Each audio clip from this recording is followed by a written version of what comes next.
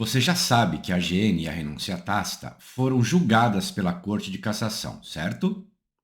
Portanto, acabou a macilenta e furada tese da avocatura. Todavia, está escutando por aí algo sobre a tese de 1912, sustentada por uma magistrada, certo? Calma, pois vou falar tudo o que acontece sobre isso. Então separe o corneto de albicoca porque nós cheguemos.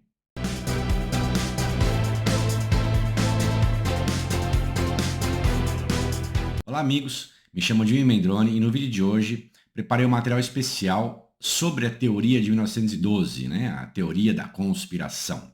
Mas antes de começar, gostaria de convidá-los a se inscrever neste canal e ativar as notificações, clicando no sininho aqui embaixo. E lógico, já deixe seu joinha, beleza? Bem, amigos, após esses longos e tenebrosos meses falando sobre GN, Destart sempre dizendo que era uma tese morta, agora aparece do nada a tese de 1912, apresentada por uma magistrada em sede de apelo. Pois bem, antes de falar sobre tal tese, primeiro eu tenho de explicar algo muito importante. Querem fazer você acreditar que essa tese é ou está sendo sustentada pelos juízes. Isso, felizmente, é uma grande mentira. Neste momento, apenas uma juíza utiliza essa tese, Destart, sem que a própria avocatura tenha utilizado. Ou seja, é um julgamento extra petita em sede de apelo. Mas vamos te acalmar dizendo que essa magistrada só pode utilizar essa tese quando ela for presidente de sua sessão. Isso mesmo. Primeiro eu vou explicar para você como funciona a presidência da sessão. Então vejam só, quando um processo ele é distribuído em sede de apelo, é ali sorteado um magistrado. Aquele magistrado é chamado de presidente.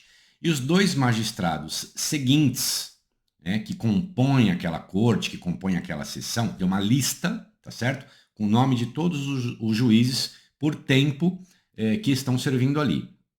Então foi sorteado ali o nome do João. Então ele será o presidente e os dois seguintes a ele dessa lista serão ali os relatores, tá certo? Então, neste caso, esta juíza só pode sustentar essa causa quando ela for presidente desta sessão. Do contrário, ela será sempre voto vencido. Por quê? Porque até este momento, somente ela está utilizando essa tese. Os demais juízes que compõem ali aquela sessão não coadunam com a mesma tese dela. Agora vamos à tese. Ela sustenta que ao nascer o filho do italiano, este recebe a cidadania brasileira. Até aí tudo bem. Né? O italiano está no solo brasileiro, nasce um filho e pela lei brasileira, aquele filho ele é brasileiro iure solis. Porém, ao se casar antes de completar 21 anos e antes de 1912, ele conserva a transmissão da cidadania. Contudo, se ele se casar com mais de 21 anos antes de 1912, ele, na tese dela, perde a cidadania italiana, né? Perde aquela transmissão, se interrompe ali. Por quê? Porque ao se casar, ele se declara brasileiro no ato. Óbvio que isso não é uma declaração da parte, né? Quando um oficial brasileiro, né, do cartório, ali um tabelião, vai fazer um casamento, ele solicita, ele exige a certidão de nascimento dos nubentes. E lá na certidão de nascimento consta a nacionalidade daqueles nubentes. E ele não pode, por qualquer motivo, modificar aquela nacionalidade. Então é uma sequência lógica e óbvia da lei brasileira, e não uma declaração dos nubentes. Até porque o nubente não pode declarar ter outra cidadania contrapondo-se ao que está escrito no próprio registro de nascimento.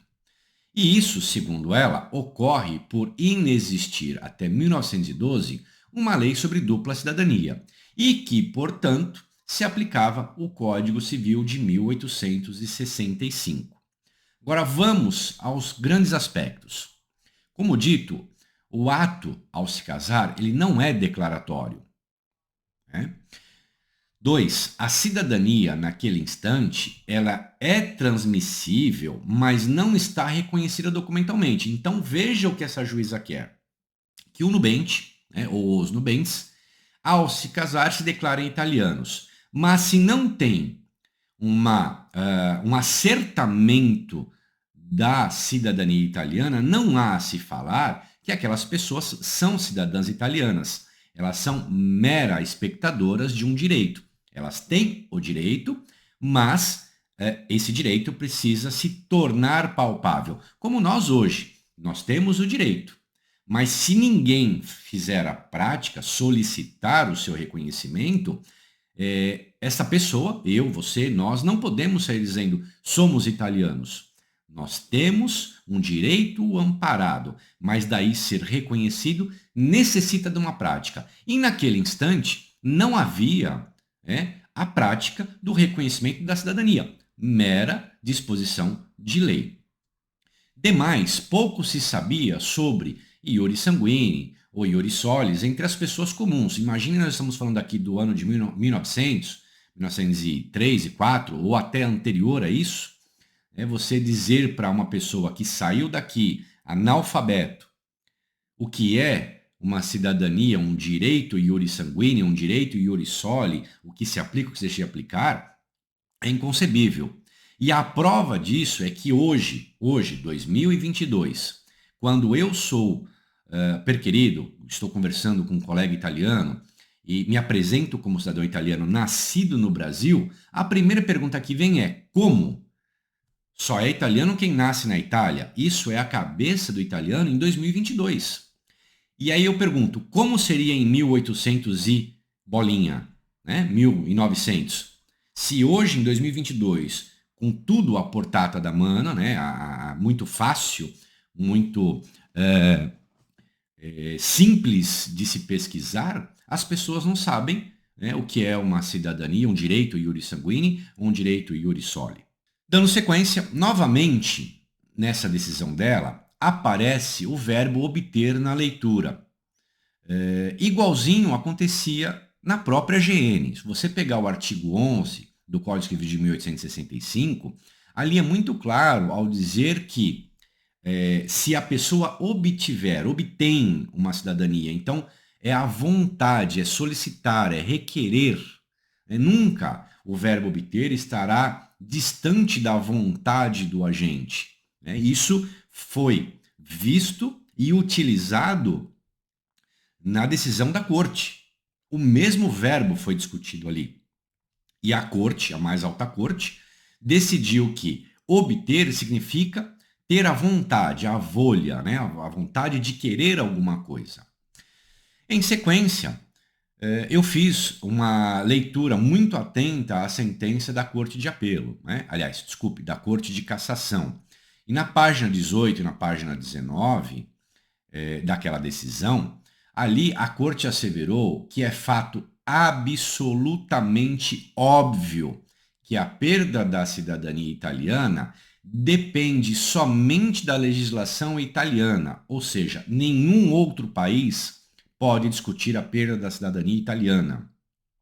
E que a possibilidade de se ter dupla cidadania é uma consequência inevitável pelo fato de ser adquirida de forma originária e que, uma vez adquirida, ela tem caráter permanente e imprescritível. Então, veja, pessoal, a Corte de Cassação, a mais alta corte aqui da Itália, ao discorrer sobre a GN, a renúncia tácita, ela ingressou sim, óbvio que não diretamente nessa tese dessa juíza, mas dali podemos nos apropriar desta passagem. Se eu digo que uma vez que essa cidadania ela é adquirida de forma originária e ela tem, portanto, um caráter permanente e imprescritível, eu não posso nunca aceitar uma tese que diga o contrário. Se a própria corte disse ela é imprescritível e permanente, ela não vai se interromper a não ser por vontade daquela pessoa. Se aquela pessoa ali não requerer a sua cidadania ou renunciá-la. Se ela não quiser, não é uma renúncia, é o simples fato, não quero. Agora, se ela renunciar, sim, ali interrompe aquela situação, tá? Mas fazer uma leitura, como esta juíza está fazendo, em cima do artigo 11, e notadamente no verbo obter, ela está completamente enganada e a própria corte, então, rechaça essa tese macilenta e malfadada que ela está tentando sustentar. Portanto, amigos, como eu disse, a própria decisão da corte pode e deve ser utilizada nos eventuais recursos que caiam na presidência dela ou caso a avocatura se aproprie dessa tese, né? Porque hoje, como eu disse, somente quando ela for presidente é que ela vai poder sustentar isso. A avocatura pode se aproveitar desta tese, né, copiar esta tese e tentar propô-la em primeiro grau ou até em grau de apelo. E aí então cabe a nós, advogados, utilizar a própria decisão da Corte de Cassação, né, para demonstrar tanto para o juiz da primeira instância ou da Corte de Apelo que não há aplicabilidade alguma a essa tese. Por fim, não se preocupem com blá blá blá, pois isso vende, o terrorismo vende. Não acreditem em tudo que se ouve por aí, né? Muitas pessoas vendem esse terrorismo. Tá certo, pessoal? Espero aqui então ter contribuído bastante. É um vídeo que estavam me pedindo já há alguns dias, né? Desde quando saiu a decisão da Corte de Cassação. E hoje eu consegui realmente parar para gravar esse vídeo, que estava meio corrido aqui, e espero então ter contribuído. Mas antes de finalizar, eu gostaria de saber se você gostou então do vídeo de hoje. Gostou? Então, se ainda não clicou no joinha, nos ajude a fomentar o canal clicando aqui embaixo. Para nós é muito importante saber sua opinião, já que gravamos esse conteúdo especialmente para você que nos segue. Agradeço mais uma vez a sua audiência e caso ainda tenha ficado alguma dúvida, deixe aqui nos comentários que eu, assim que puder, respondo com o maior prazer. Bacione e arrivederci.